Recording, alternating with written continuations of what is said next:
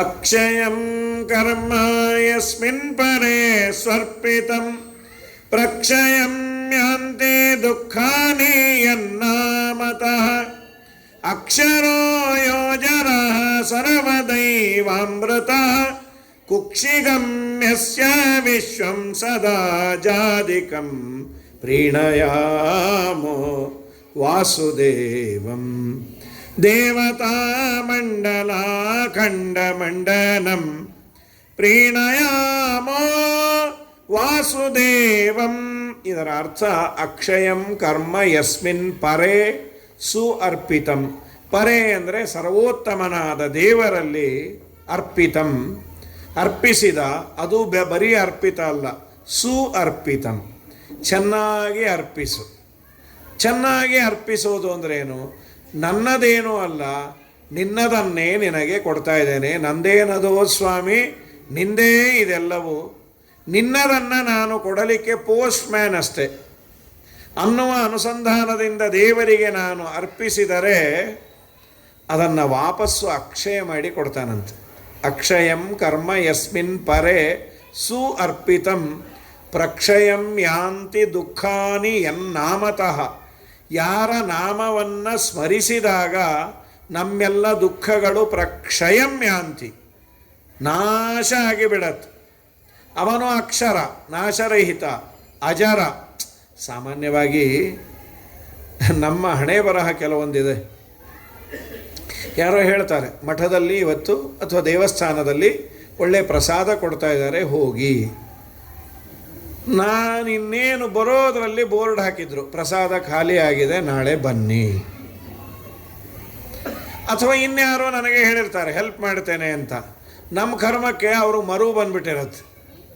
ಹಾಗೆ ನಾನು ದೇವರಿಗೆ ಅರ್ಪಿಸಬೇಕಾದರೆ ದೇವರಿಗೆ ಮರವೋ ಅಥವಾ ಅವನೇ ಆ ಪೋಸ್ಟಿಂದ ಹೋಗಿದ್ರೆ ಅದಕ್ಕೆ ಅಕ್ಷಯಂ ಕರ್ಮ ಯಸ್ಮಿನ್ ಪ ಅಕ್ಷರ ನಾಶರಹಿತ ಅಜರ ಮುಪ್ಪಿಲ್ಲ ಸರ್ವದಾ ಅಮೃತ ಸದಾ ಮರಣರಹಿತ ಇಷ್ಟೆಲ್ಲ ಇರುವವನು ಆದದ್ದರಿಂದ ನೀ ಯಾವಾಗ ಕೊಟ್ಟರು ಅವನು ನಿನಗೆ ಮರೆಯದೆ ನಿನ್ನದನ್ನು ನಿನಗೇ ಕೊಡ್ತಾನೆ.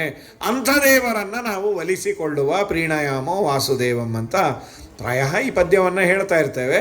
ಅದರ ಅರ್ಥ ಗೊತ್ತಿದ್ದರೆ ಒಳ್ಳೆಯದು. ಅಕ್ಷಯಂ ಕರ್ಮ ಯಸ್ಮಿನ್ ಪರೇ ಸುಅರ್ಪಿತಂ ಪ್ರಕ್ಷಯಂ ಯಾಂತಿ ದುಃಖಾನಿ ಯನ್ನಾಮತಃ.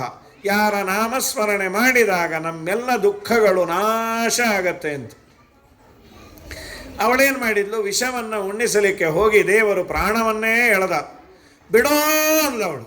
ದೇವರಂದ, ನಿನ್ನನ್ನು ನಾನ್ ಸ್ಟಾಪ್ ಅಲ್ಲೇ ಬಿಡ್ತೇನೆ, ನರಕಕ್ಕೆ ಬಿಡ್ತೇನೆ ಅಂತ ಸತ್ತೇ ಹೋದ್ಲು. ದೇವರ ಅವಕೃಪೆ ಆಯಿತು. ಏನು ಅವಳ ದೇಹ, ತಲೆ ನೋಡಿದ್ರೆ ಸಿಲ್ಕ್ ಬೋರ್ಡ್ ಜಂಕ್ಷನ್, ಕಾಲು ನೋಡಿದ್ರೆ ಯಲಹಂಕ. ಇನ್ನೆಷ್ಟು ಜಾಮ ಬೇಡ, ಟ್ರಾಫಿಕ್ ಹೇಳಿ ಕೇಳಿ ಟ್ರಾಫಿಕ್ ಜಾಮ್ ಅದು. ಅದರ ಮೇಲೆ, ಅವಳ ದೇಹದ ಮೇಲೆ ಕೃಷ್ಣ ಪುಟ್ಟದಾಗಿ ಆಟ ಆಡ್ತಾ ಇದ್ದಾನೆ. ಯಶೋಧ ನೋಡಲು, ಎಲ್ಲಿ ಆಕೆ ಕಾಣಲಿಲ್ಲ. ಅವಳ ದೇಹವೇ ತುಂಬ ದೊಡ್ಡದಾಗಿತ್ತು. ಅವಳ ಕೈ ದೊಡ್ಡ ಸೇತುವೆ ಇದ್ದಾಗಿತ್ತಂತೆ, ಇಲ್ಲಿ ಹೊಸೂರು ಫ್ಲೈಓವರ್ ಇದ್ದಾಗ. ಅದರ ಮೇಲೆ ಬಂದವಳು.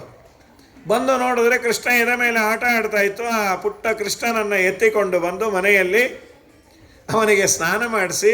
ಪ್ರಾಚೀನ ಕಾಲದಲ್ಲಿ ಗೋಮೂತ್ರ ಗೋಮಯದಿಂದ ಮಕ್ಕಳಿಗೆ ಸ್ನಾನ ಮಾಡಿಸಿ ಹಚ್ಚೋರಂತೆ. 12 ದ್ವಾದಶ ಅಂಗಗಳಲ್ಲಿ ದೇವರ ಸ್ಮರಣೆ ಮಾಡಿ ಪಾಪಿ ದೃಷ್ಟಿ ಪರಮದೃಷ್ಟಿ. ಪ್ರಾಯ ಈಗೆಲ್ಲ ಆ ಸಂಪ್ರದಾಯ ಹೋಗಿಬಿಡ್ತು. ಮನೆಯಲ್ಲಿ ಕಡ್ಡಿ ಪರಕೆ ಇರೋದು, ದೃಷ್ಟಿ ತೆಗೆಯೋರು ಮಗುವಿಗೆ. ಪಾಪಿ ದೃಷ್ಟಿ ಪರಮದೃಷ್ಟಿ ಒಂದು ಮೂಲೆ ಕಪ್ಪಗೆ ಇರೋದು. ಯಾಕೆಂದರೆ ಅವರ ಮುತ್ತಾತನ ಕಾಲದಿಂದ ಅದು ದೃಷ್ಟಿ ತೆಗೆದು ತೆಗೆದು ತೆಗೆದು ಅದು ದೃಷ್ಟಿ ಮೂಲೆ ಅಂತ. ಈಗ ಪ್ರಾಯ ಯಾರ ಮನೆಯಲ್ಲೂ ಇದು ನಾವು ಮಾಡ್ರನ್ ಆಗಿರೋದ್ರಿಂದ ಕಪ್ಪಿರಬಾರ್ದು, ಗೋಡೆಯಲ್ಲಿ ಫೋಟೋ ಇರಬಾರ್ದು, ಏನೇನೋ ಇದೆ ನಮ್ಮದೇ ಆದಂತೆ. ಮಾಡ್ರನ್ ಪೈಂಟಿಂಗ್ ಇರುತ್ತೆ. ಅದೇನು ಅಂದರು, ಅದು ಕೇಳಬಾರ್ದು, ಸುಮ್ಮನೆ ನೋಡಬೇಕು. ಯಾಕೆ ಬರೆದವನಿಗೂ ಗೊತ್ತಿಲ್ಲ, ನಮಗೂ ಗೊತ್ತಿಲ್ಲ, ಹೀಗಿರುತ್ತದು. ಹಾಗಾಗಿ ಪರಮಾತ್ಮ ಅವೆಲ್ಲ ಮಾಡಿಸಿಕೊಂಡ.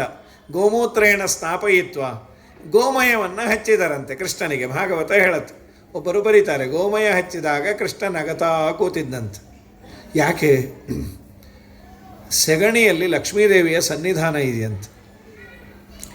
ಗೋವಿನ ಪ್ರತಿಯೊಂದು ಪವಿತ್ರವಾದದ್ದು. ಭಾರತೀಯರಿಗೆ ಗೋವು ಯಾಕೆ ಅಷ್ಟು ಮಹತ್ವ ಅಂದರೆ, ಗೋವಿನ ಎಲ್ಲ ಅಂಗಗಳಲ್ಲಿ ದೇವತೆಗಳು ಒಂದೊಂದು ಕಡೆ ತೆಗೆದುಕೊಂಡ್ರು. ಕಡೆಗೆ ಲಕ್ಷ್ಮೀದೇವಿ ಅಂದಂತೆ, ಅಮ್ಮ ನನಗೆಲ್ಲಿ ಸ್ಥಾನ, ಉಳಿದಿರೋ ಸೆಗಣಿ ಒಂದೇ, ಅಲ್ಲಿ ಲಕ್ಷ್ಮೀದೇವಿ ಕುಳಿತಿಯಾಳೆ. ಅದು ಉಪಾಸನೆಗಷ್ಟೇ, ಯಾರಿಗಾನ ಕೊಡಲಿಕ್ಕಲ್ಲ. ಆಚಾರ್ಗೇನು ಕೊಟ್ವಿ ಅಂದರೆ, ಒಂದು ಬಕೀಟಲ್ಲಿ ಈ ದೇಶದ್ದು, ಇನ್ನೊಂದು ಬಕೀಟಲ್ಲಿ ಹೊರದೇಶದ್ದು. ಅಂದರೆ ಇದು ಶ್ರೀದೇವಿ, ಅದು ಭೂದೇವಿ, ಮನೆಯವರು ದುರ್ಗಾದೇವಿ ಆಗ್ತಾರೆ, ಮೀ ಇಂಟಿ ಮಹಾಲಕ್ಷ್ಮಿ. ಹಾಗಾಗಿ ಮುಖ್ಯವಾಗಿ ನಮ್ಮಲ್ಲಿ ಪ್ರತಿಯೊಂದು ಕೆಲಸ ಮಾಡಬೇಕಾದರೂ ಗೋಮಯದಿಂದ ನೆಲ ಸಾರಿಸಿ ಮಂಡಲ ಅಂತ ಮಾಡಿದರೇನೆ ಆ ಜಾಗ ಪವಿತ್ರ ಆಗೋದು ಅಂತ. ಚೂರು ಸೆಗಣಿಯನ್ನು ಇಟ್ಕೊಂಡು ಅದನ್ನು ಸಾರಿಸಿದರೆ ದೇವರ ಪೂಜೆಯೋ ಜಪವೋ ತಪವೋ ಅನುಷ್ಠಾನವೋ ಅದು ತುಂಬ ಪಾವಿತ್ರತೆಯನ್ನು ಪಡೆಯುವ ಕೆಲಸ ಆಗತ್ತೆ ಅಂತ. ಇದಾದ ಮೇಲೆ ಪರಮಾತ್ಮನಿಗೆ ಯಶೋದಮ್ಮ ದೃಷ್ಟಿ ತೆಗೆದು, ಎಂಥ ಭಾಗ್ಯ ಅಂತಾರೆ ರಾಜರು. ಯಾಕೆ? ಪ್ರಾಯ ನಮ್ಮ ಮಕ್ಕಳ ಮೇಲೆ ನಾವು ತುಂಬ ಪ್ರೀತಿ ಮಾಡ್ತೇವೆ. ಎಲ್ಲರೂ ಹೇಳುವ ಆಚಾರ್ಯರು ಕೇಳೋರು ಎಲ್ಲರಿಗೂ ಮಕ್ಕಳ ಮೇಲೆ ಪ್ರೀತಿ ಇದೆ. ಆ ಮಗುವೇ ದೇವರಾಗಿ ಬಿಟ್ಟರೆ ಮಾಡಿದ್ದೆಲ್ಲ ಪ್ಲಸ್ ಅಲ್ರಿ. ದೇವರ ಪೂಜೆಯನ್ನು ಪುರುಷರು ಮಾಡಬೇಕಾದರೆ ಒಂದಿಷ್ಟು ಶಾಲಿಗ್ರಾಮಕ್ಕೆ ಅಭಿಷೇಕ ಮಾಡಿದರೆ ಪುಣ್ಯ ಅಂತ. ದಿನಾ ಕೃಷ್ಣನಿಗೆ ಎರಿಯೋಳು, ಕೃಷ್ಣನನ್ನು ಜೋಣ್ಲೀಲಿ ಹಾಕಿ ತೂಗೋಳು, ಎಂಥ ಭಾಗ್ಯ ಅದು.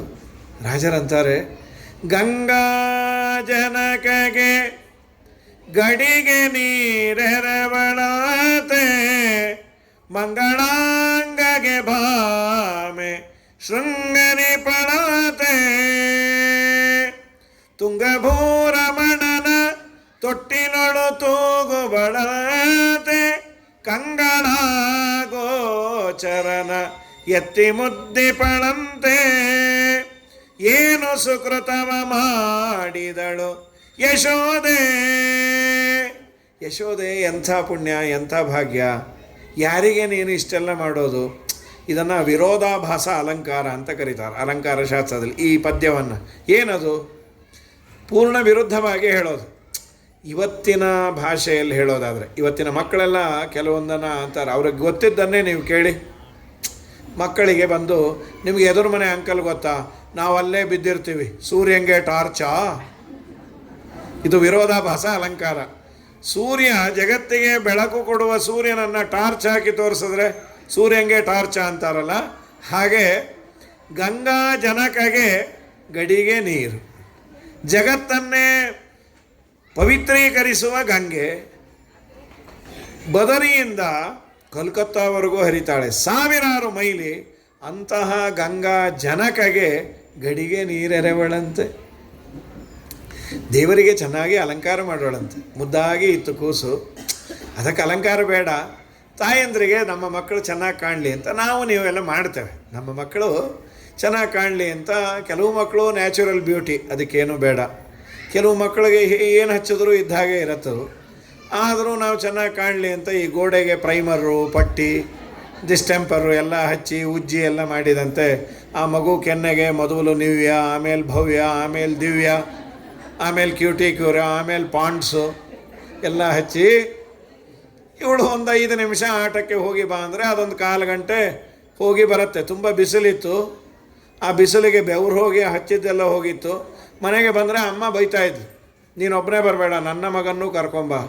ಆ ಮಗು ಅಂತೂ, ನಾನೇನೇ ನಿನ್ನ ಮಗ, ಮೇಕಪ್ ಇಲ್ಲದೆ ಇದ್ದರೆ ಗೊತ್ತೇ ಆಗಲ್ಲ, ಶಾಲಿಗ್ರಾಮ ರಾವ್ ಥರ ಬ್ಯಾಕ್ಗ್ರೌಂಡ್ ಅಪಿಯರ್ ಆಗುತ್ತೆ, ಬಾ ಅಂದ್ಲು.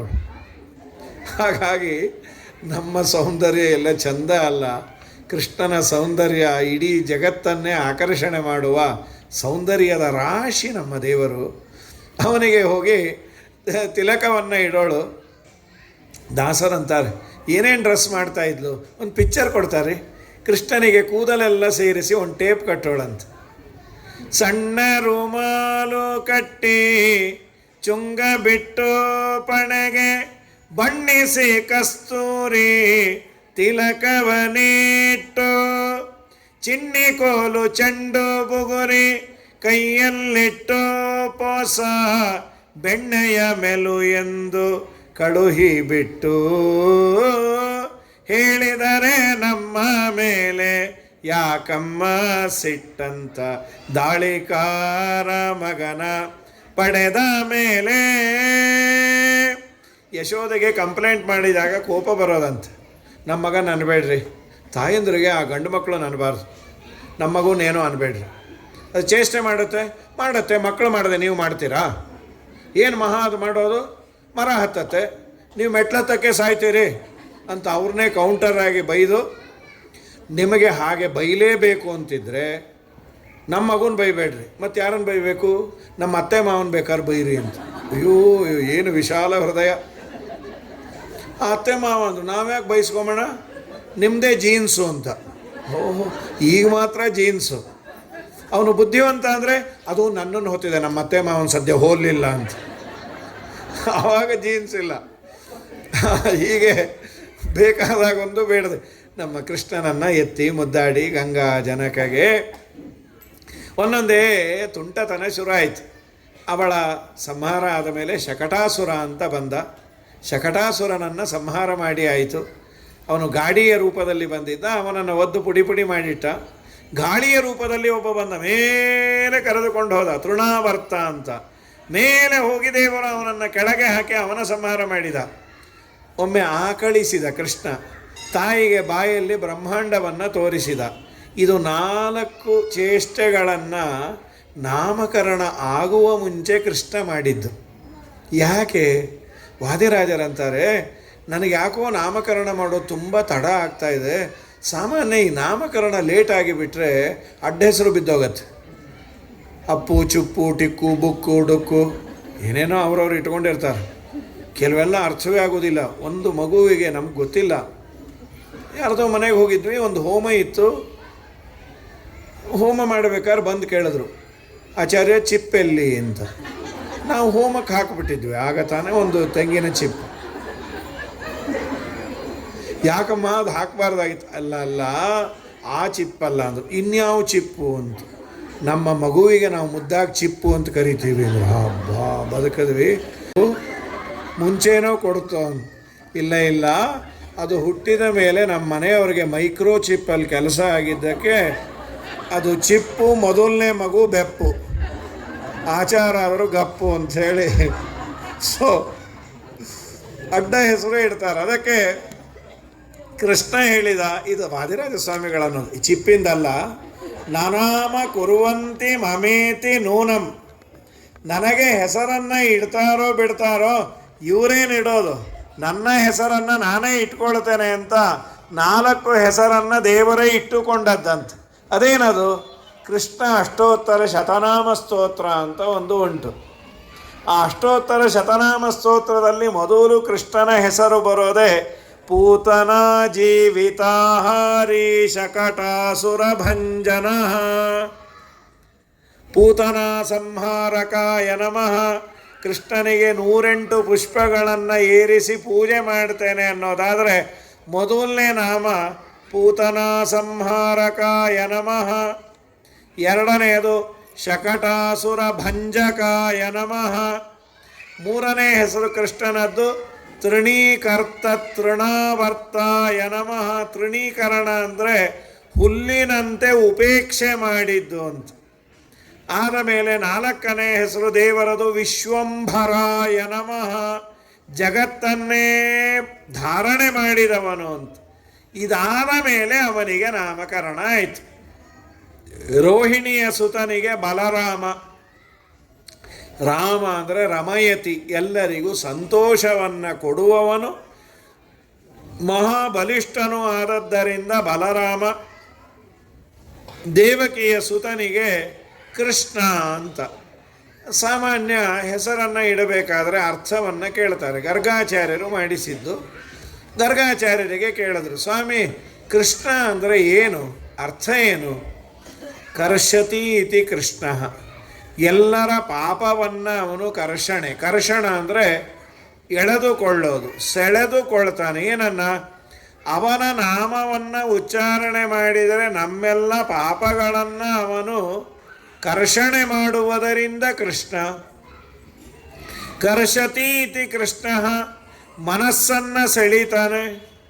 ಕೃಷಿ ಅಂದರೆ ಭೂಮಿ. ನ ಅಂದರೆ ಸುಖ, ಭೂಮಿಗೆ ಸುಖವನ್ನು ಕೊಟ್ಟಿದ್ದರಿಂದ ಕೃಷ್ಣ.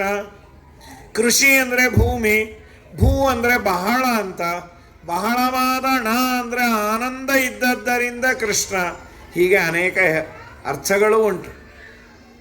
ನಾಮಕರಣ ಆಯಿತು, ಒಂದೊಂದೇ ತುಂಟತನ ಶುರುವಾಯಿತು. ಬಾಲಲೀಲೆ, ಪ್ರಾಯ ಇನ್ಯಾವ ಅವತಾರದಲ್ಲೂ ಬಾಲಲೀಲೆ ಅಂತ ಇಲ್ಲ. ಶ್ರೀಕೃಷ್ಣ ಬಾಲಲೀಲೆ ಅಂತಲೇ ಶೀರ್ಷಿಕೆ ಇರುತ್ತೆ. ಯಾವ ಅವತಾರದಲ್ಲೂ ಉಂಟು. ನರಸಿಂಹದೇವರ ಬಾಲಲೀಲೆ, ಬಾಲ ಇಲ್ಲ ಗೀಲ ಇಲ್ಲ, ಬಂದದ್ದು ಮರ್ಡರ್ ಮಾಡಿ ಹೋದಿದ್ದೆ.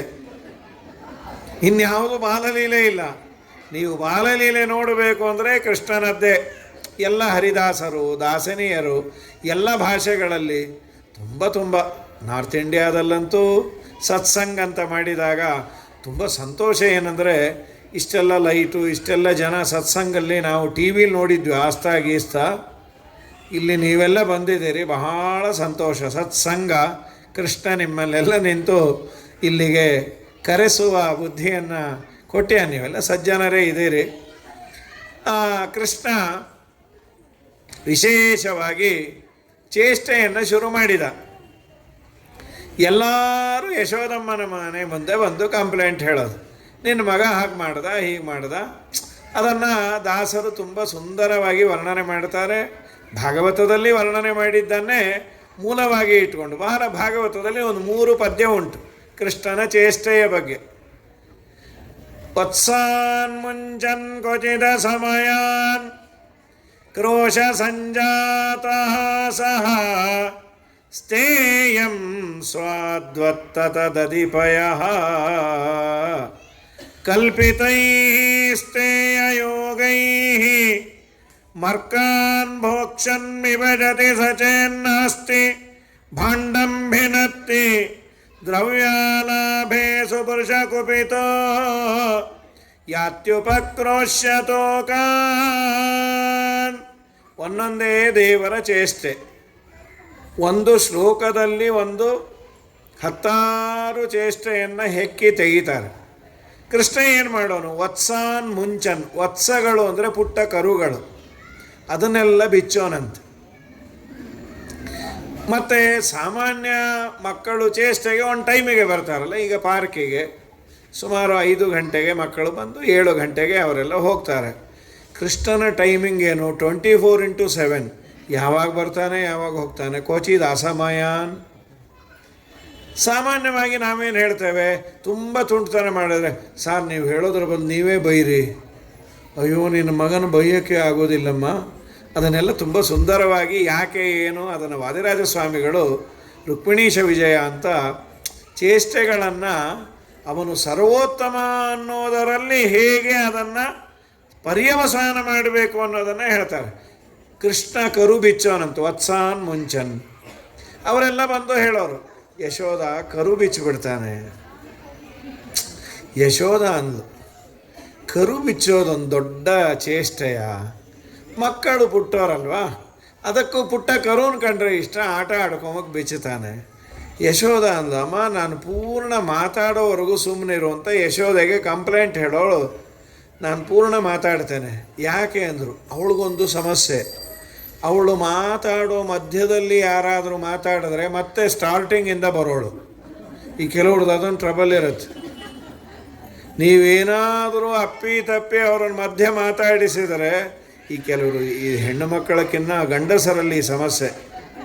ಅವರು ಎಲ್ಲ ಸಂಧ್ಯಾ ವಂದನೆ ಮುಗಿಸಿ ಇನ್ನೇನು ಸ್ಮೃತ್ಯ ಅಂದರೆ ಸಮರ್ಪಣೆ.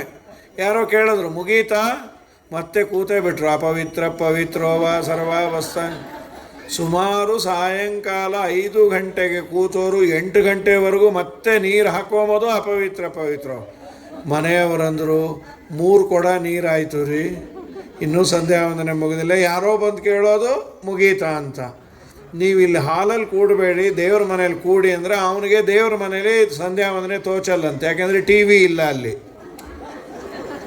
ಹೀಗಾಗಿ ವತ್ಸಾನ್ ಮುಂಚನ್. ಯಶೋದ, ನಾನು ಹೇಳೋದು ಕೇಳು, ನಿನ್ನ ಮಗು 1 ಕರು ಬಿಚ್ಚಿದ್ರೆ ನಮಗೆ ಸಮಸ್ಯೆ ಇಲ್ಲ.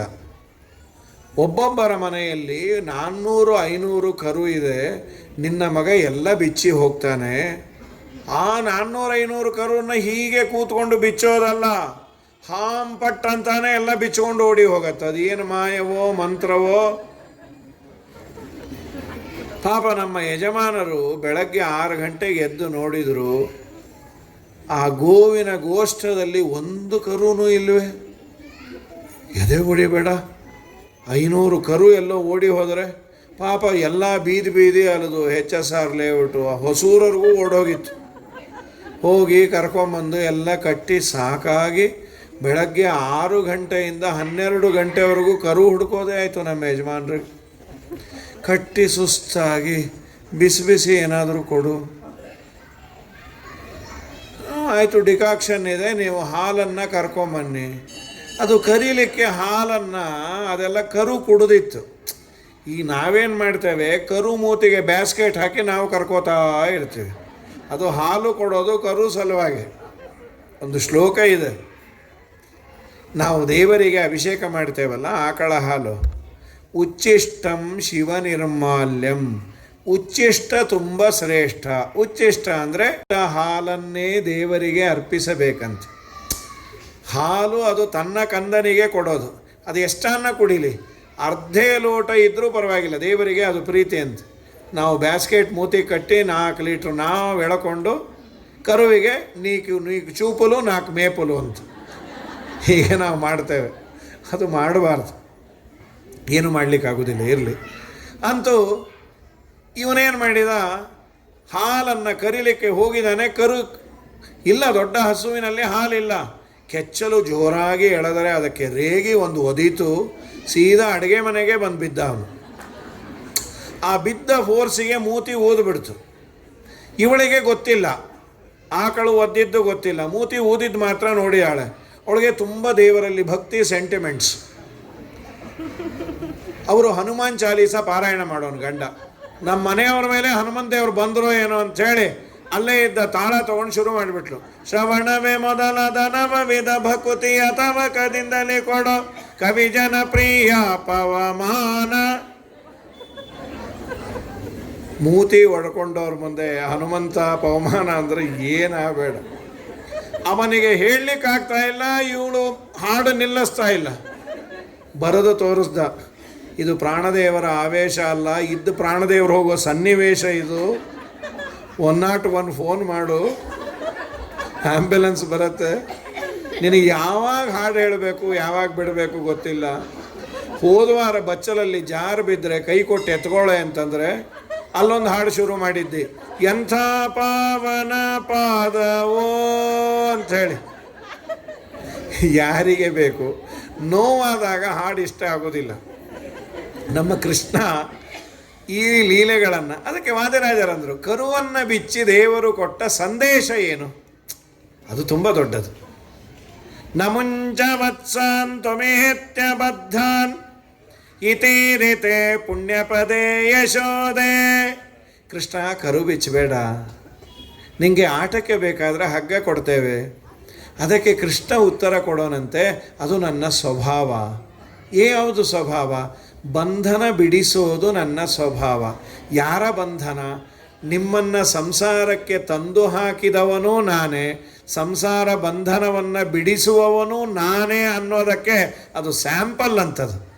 ಬಂಧನವ ಪರಿಹರಿಸೋ ಭವವಿದೂರ.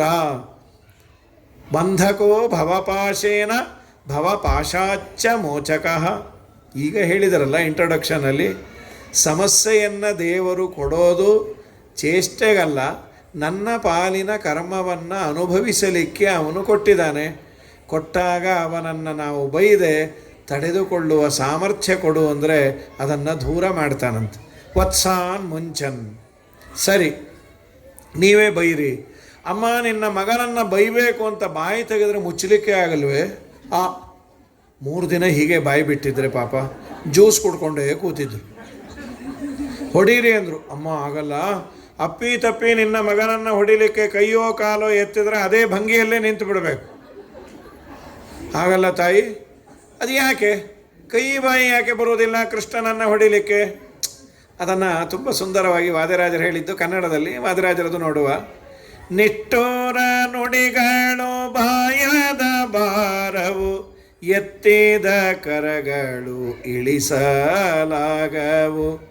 ಸುಂದರ ಕಣ್ಣಿನ ನಿನ್ನ ಕಂದನು ನಮ್ಮೋಳು ನಿಂತು ಪ್ರೇರಿಸುವನೇ. ನಿನ್ನ ಮಗ ನಮ್ಮೊಳಗೆ ನಿಂತು ಏನಾದರೂ ಪ್ರೇರಣೆ ಮಾಡ್ತಾನ. ತೇನ ವಿನಾ ತೃಣಮಪಿ ನ ಚಲತಿ. ಒಳಗೆ ಅವನು ನಿಂತು ಎಲ್ಲ ಆಟವನ್ನು ಆಡಿಸ್ತಾನೆ ಅನ್ನೋದಕ್ಕೆ ನಮ್ಮ ಸಮ ಇಲ್ಲ. ಎಲ್ಲ ಇಂದ್ರಿಯಗಳ ನಿಯಾಮಕ. ಅದಕ್ಕೆ ದೇವರಿಗೆ ಒಂದು ಹೆಸರು ಹೃಷಿಕೇಶ. ಹೃಷಿಕಗಳು ಅಂದರೆ ಇಂದ್ರಿಯಗಳು. ಅದಕ್ಕೆ ಇವನು ಈಶ. ಅದು ಸರಿಯಾಗಿ ಇದೆ. ಒಳಗೆ ನಿಂತು ಸ್ವಾಮಿ ಸರಿಯಾಗಿ ನಡೆಸ್ತಾ ಇದ್ದಾನೆ. ನನಿಟ್ಟುರ ವಾಕ್ಯ ಮುದೇತಿ ವಕ್ರಾತ್ ಕರಶ್ಚನ ಸ್ಥಾಡಯಿತುಂ ಯಶೋದೆ. ವಿಲೋಲನೇತ್ರಂ ತವ ಪುತ್ರರತ್ನಂ ಧ್ರುವಂ ಶಿಶುಸ್ತೆ ಜಗತಾಂ ನಿಯಂತ. ಅವನು ಆಡಿಸೋವರೆಗೂ ನಮ್ಮೆಲ್ಲ ಆಟಗಳು.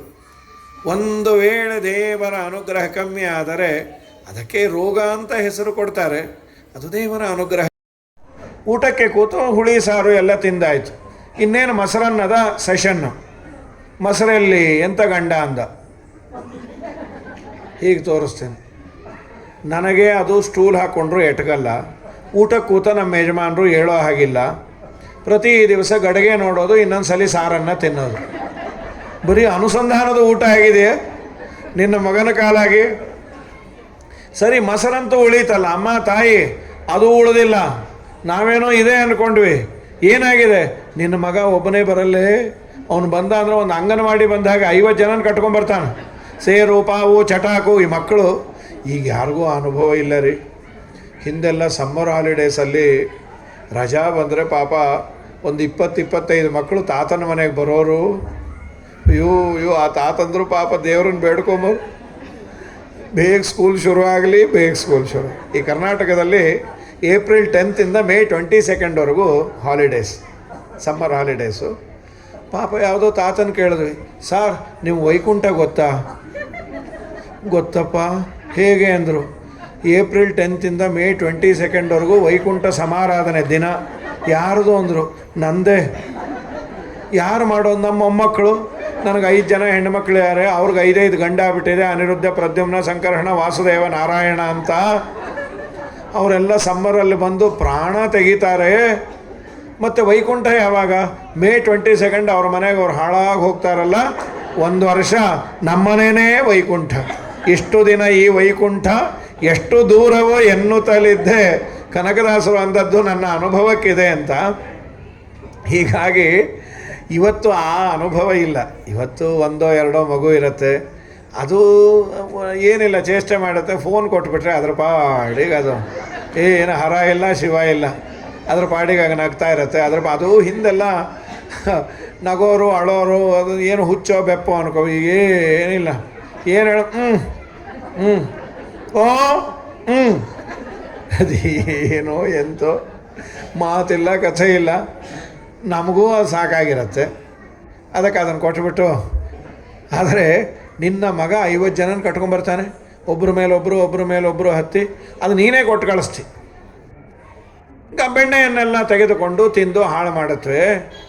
ಕರೆದು ಕೈಯಲ್ಲಿ ಚಿಟ್ಟಿ ಬೆಲ್ಲವ ಕೊಟ್ಟು ಹರಳು ಕಲ್ಲುಗಳನ್ನು ಆರಿಸಿಕೊಟ್ಟು ಊರಗೆಯ ಪುಂಡರನ್ನು ಮಾಡಿಕೊಟ್ಟು ಗೋಪಿ ಊರನೆಲ್ಲ ಮೆಲು ಎಂದು ಕಳುಹಿಬಿಟ್ಟು ಹೇಳಿದರೆ ನಮ್ಮ ಮೇಲೆ ಯಾಕಮ್ಮ ಸಿಟ್ಟಂತ ದಾಳಿಕಾರ ಮಗನ ಪಡೆದ ಮೇಲೆ. ಈ ಮಾತನ್ನು ಹೇಳಿದ ಮೇಲೆ ಸರಿ ಯಶೋಧ ಅಂದು, ಇನ್ನು ಬೇರೆ ಬೇರೆ ಪ್ಲ್ಯಾನ್ ಹೇಳ್ತೇನೆ, ಇವತ್ತು ಹೊತ್ತಾಗಿದೆ, ನಾಳೆ ಬನ್ನಿ ಅಂದ್ಯಾಳೆ. ಹರಯೇ ನಮಃ. ಶ್ರೀಕೃಷ್ಣಾರ್ಪಣ ಮಸ್ತು. ನಾಳೆ ಮತ್ತೆ ಭೇಟಿಯಾಗು.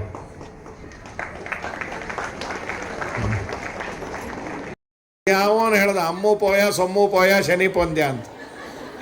ಚಾಕೂನು ಹೋಯಿತು, ಬಿರುದು ಬಂತು, ಕರ್ನಾಟಕ ರತ್ನ ಇದ್ದ ಹಾಗೆ. ಇದೇನು ಅವಸ್ಥೆ? ಅದೇ ಕೃಷ್ಣ ಇದ್ದಾನೆ.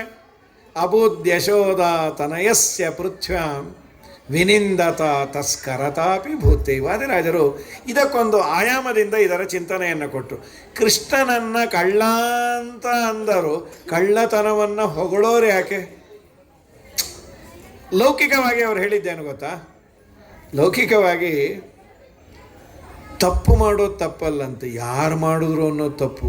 ಶ್ರೀಮಂತರು ಮಾಡಿದ್ರೆ ಅದು ಸರಿಯೇ, ಅದೇ ಒಬ್ಬ ದರಿದ್ರ ಮಾಡಿದರೆ ಅವನು ಸರಿ ಮಾಡಿದರೂ ತಪ್ಪೆ ಅಲ್ವಾ? ತಥಾಹಿ ಲೋಕೆ ಲಕ್ಷ್ಮಿ ತಥಾಹಿ ಲಕ್ಷ್ಮೀ ನಯನಾಂತ ಭಾಜಾಂ. ಲಕ್ಷ್ಮೀ ಕೃಪಾ ಕಟಾಕ್ಷಕ್ಕೆ ಯಾರು ಒಳಗಾಗಿರ್ತಾರೋ ಅವರು ಮಾಡಿದರೆ ಯಾವ ದೋಷ ಇಲ್ಲ. ನಮ್ಮ ದೇವರು ಲಕ್ಷ್ಮೀ ಕಟಾಕ್ಷ ಅಲ್ಲ, ಲಕ್ಷ್ಮೀ ಪತಿ. ಆದ್ದರಿಂದ ಅವನ ಕಳ್ಳತನವನ್ನು ನೀವು ಹೊಗಳ್ರಿ ಅನ್ನೋದಕ್ಕೆ ದಾಸರು ಅದನ್ನು ಹೊಗಳಿದ್ದಲ್ಲ. ಗೋಪಿ ಕೇಳ್ ನಿನ್ನ ಮಗ ಜಾರ ಇವ ಚೋರ ಸುಕುಮಾರ. ಗೋಪಿ ಕೇಳ್ ನಿನ್ನ ಮಗ ಜಾರ ಮುದದಿ ಮುಕುಂದ ಸದನಾಕ ಬಂದ. ದಧಿಯ ಮೀಸಲು ಬೆಣ್ಣೆ ತಿಂದ ಅವ ಚಂದ ನಿನ್ನ ಕಂದ. ಗೋಪಿ ಕೇಳ್ ನಿನ್ನ ಮಗ ಜಾರ. ಮಾರಾನ ಪಿತತ ಮನೆಯೋಳು ಪೊಕ್ಕ. ಹಿಡಿಯ ಹೋದರೆ ಅವ ಸಿಕ್ಕ. ನೋಡಿ ನಕ್ಕ ಭಾರಿ ಠಕ್ಕ. ಗೋಪಿ ಕೇಳ್ ನಿನ್ನ ಮಗ ಜಾರ. ಹಾಗೆ ಹರಿ ಅಂತ ಈ ಅನುಸಂಧಾನವನ್ನು ಮಾಡಿ ಅಂತ ಯಶೋಧನ ಮುಂದೆ ಮತ್ತೆ ಯಶೋಧ ಸಾಕಾಗಿದೆ. ಯಶೋಧ ಅಂದ್ಲು, ಒಂದು ಕೆಲಸ ಮಾಡಿ ಅಮ್ಮ, ನಿಮ್ಮ ಮನೆಯಲ್ಲಿ ಹಾಲು ಮೊಸರು ಎಲ್ಲ ಸಿಗೋ ಥರ ಇಡಬೇಡಿ. ಅವರಂದ್ರು, ಏನೋ ಅಮ್ಮ, ನಿನ್ನ ಮಗನ ಕಾಟದಿಂದ ನಾವು ಯಾವ